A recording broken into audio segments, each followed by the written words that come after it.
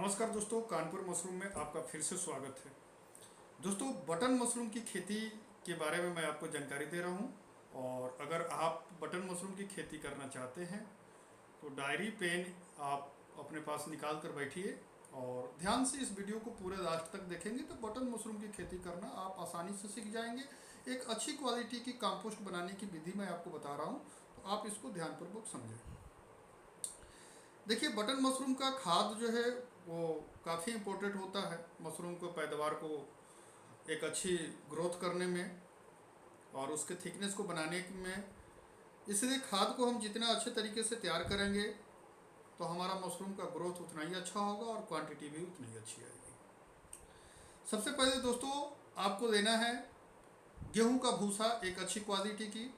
आप नोट कर लें डायरी में, गेहूं का भूसा 10 क्विंटल।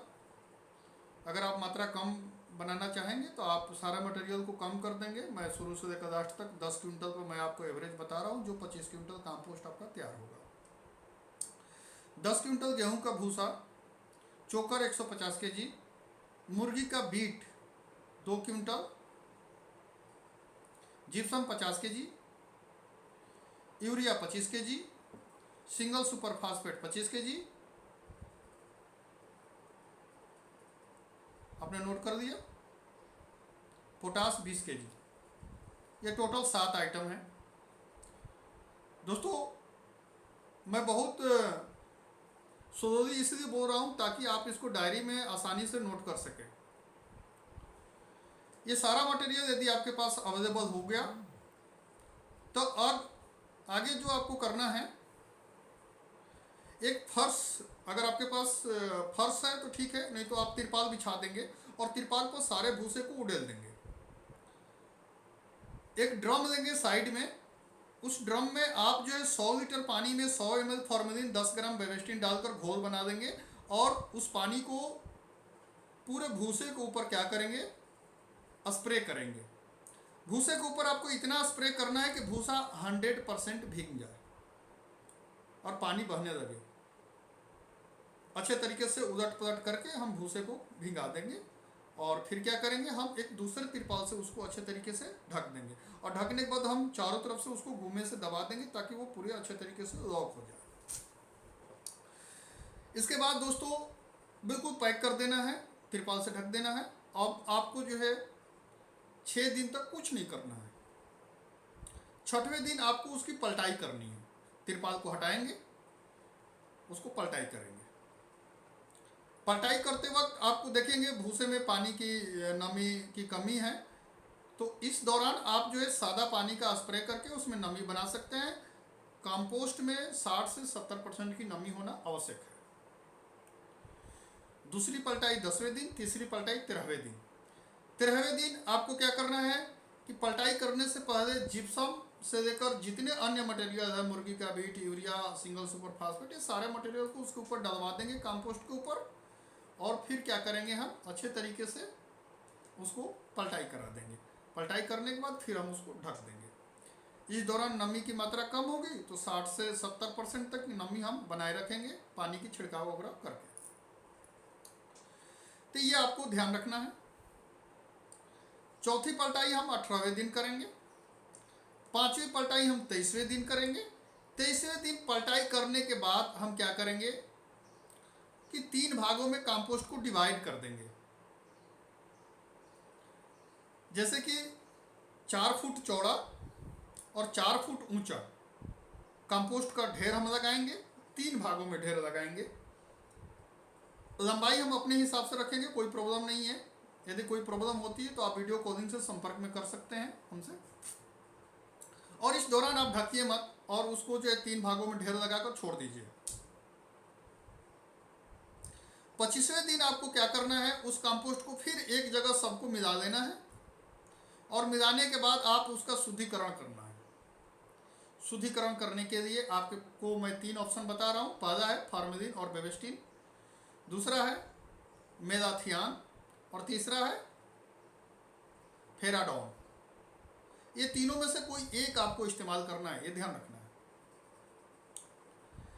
फॉर्मेलिन बेबिस्टिन यदि आपके पास है तो 100 लीटर पानी में 150 ml फॉर्मेलिन 10 ग्राम बेबिस्टिन डालकर कंपोस्ट के ऊपर छिड़काव करिए और कंपोस्ट को ढकवा दीजिए 24 घंटे के लिए। मेलाथियान है तो वो मात्रा यही होगा 100 लीटर पानी में 150 ml। यदि आपके पास फेराडॉन है तो आप 3 kg से 3.5 kg फेराडॉन उसके ऊपर छिड़किए और फिर उसको मिलाने के बाद उसको ढकवा दीजिए। इतना काम आपको करना है।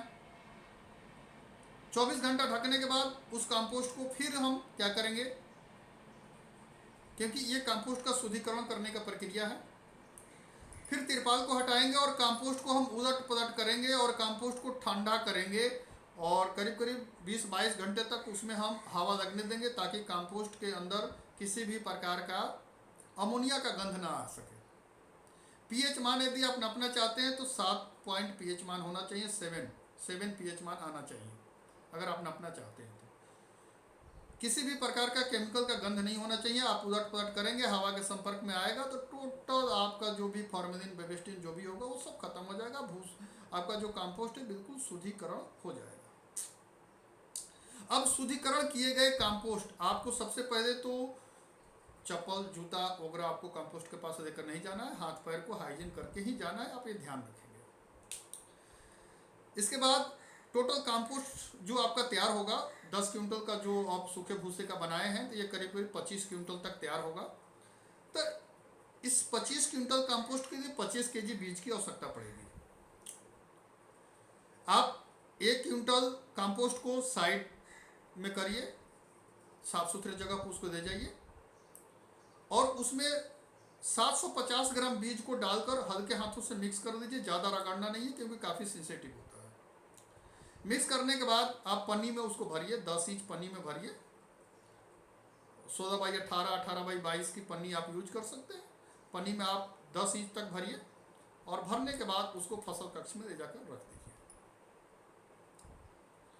फसल कक्ष को भी शुद्धिकरण करना बहुत जरूरी है दोस्तों। फसल कक्ष की शुद्धिकरण करने के लिए आपको 1 लीटर पानी में 5 ml फॉर्मेलिन डालकर फसल कक्ष में स्प्रे करना है। फसल कक्ष यदि बड़ा है तो पानी ज़्यादा लगेगा तो आप केमिकल भी बढ़ा सकते हैं। और जो भी रोशनदार और जहाँ से भी रोशनी वगैरह आती होगी फसल कक्ष के अंदर आप उसको सब बंद कर दीजिए। कमरे में डार्क की आवश्यकता है, अंधेरे की आवश्यकता है। रैक सिस्टम से काम करना चाहते हैं, ट्रे विधि से काम करना चाहते हैं तो ट्रे विधि अंदर होना चाहिए ताकि साथ में वो भी शुद्धिकरण आसानी से हो जाए। आपने बैग तैयार किया, बैग को कमरे के अंदर रख दिया। दूसरा तरीका है रैक विधि से। आपने देखा होगा बहुत सारे वीडियो में लोग रैक विधि से काम करते हैं तो वो भी विधि बहुत अच्छा है बटन के लिए। आप रैक बनवाइए, 3 फीट चौड़ा रैक बनवाइए। एक रैक से दूसरे रैक की हाइट रखिए 3 फीट और उस पर 10 इंच मोटा कंपोस्ट आपको डालना है। तो नीचे पहले पन्नी बिछा दीजिए ताकि कंपोस्ट आपका नीचे न गिरे। साइड से आप रस्सी बांध दीजिए ताकि आपको 10 इंच मोटा का लेयर लेना है और उस पर आप कंपोस्ट को डलवा दीजिए। बीज मिला हुआ कंपोस्ट डलवाना है आपको और 250 ग्राम बीज को बचा कर रखना है। 1 क्विंटल कंपोस्ट में 750 ग्राम ही बीज मिलाना है, 250 ग्राम बीज को बचा कर रखना है। इसके बाद न्यूज़पेपर को क्या करेंगे, शोधित कर लेंगे। न्यूज़पेपर को हम क्या करेंगे, 1 लीटर पानी में 5 ml फॉर्मेलिन डालकर न्यूज़पेपर को डुबो कर निकाल देंगे। तुरंत निकाल देंगे, पानी निगर जाए, न्यूज़पेपर सूख जाए, उसके बाद हम कंपोस्ट की ऊपरी लेयर को हम न्यूज़पेपर से ढक देंगे। ढकने से पहले जो हमारे पास बीज बचा है 250 ग्राम, उस बीज को हम ऊपर से छिड़क देंगे। इसके बाद हम न्यूज़पेपर से ढक देंगे। ढकने बाद कमरे का जो टेम्परेचर है इस पर ध्यान रखेंगे। कमरे को डार्क रखेंगे, ज़्यादा आना जाना उस कमरे में किसी दूसरे व्यक्ति का ना हो। और टेम्परेचर हम बना कर रखेंगे 15 से 20 डिग्री। 20 डिग्री तो होना ही चाहिए, लेकिन ये जो टाइम पीरियड होता है शुरुआत का 15 दिन, ये माइसेलियम रन का टाइम पीरियड होता है। इस दौरान आप जो है 22 डिग्री 23 डिग्री तक भी टेम्परेचर जाए तो कोई प्रॉब्लम नहीं होगी, आपको घबराने की आवश्यकता नहीं है। इसके बाद ये शुरुआत का जो 15 दिन है इसमें आपको 1 लीटर पानी में 5 ml फॉर्मेलिन डालकर आप बैग के आसपास और न्यूज़पेपर के हल्का ऊपर से आप स्प्रे भी कर सकते हैं। कमरे में स्प्रे कर सकते हैं ताकि कोई भी बैक्टीरिया या अदर फंगस आसपास गए होंगे तो वो न्यूट्रलाइज हो जाएंगे, खत्म हो जाएंगे। ध्यान रखना है फॉर्मेलिन की पानी अंदर ना जाए क्योंकि उसका अंदरूनी कोई यूज नहीं है, बाहरी यूज है फॉर्मेलिन का। इसके बाद आपको 15 दिन आपका तो माइसेलियम रन के पीरियड में बीत जाएगा। 15 दिन बाद आपको केसिंग करनी होगी। तो केसिंग करने के लिए दोस्तों आपको क्या करना है, अगर 100 kg आपको केसिंग बनाना है तो आप 66 kg क्या देंगे, 2 साल पुराना गोबर का खाद, और 66 kg गोबर का खाद, 33 kg आप कोकोपीट दे दीजिए।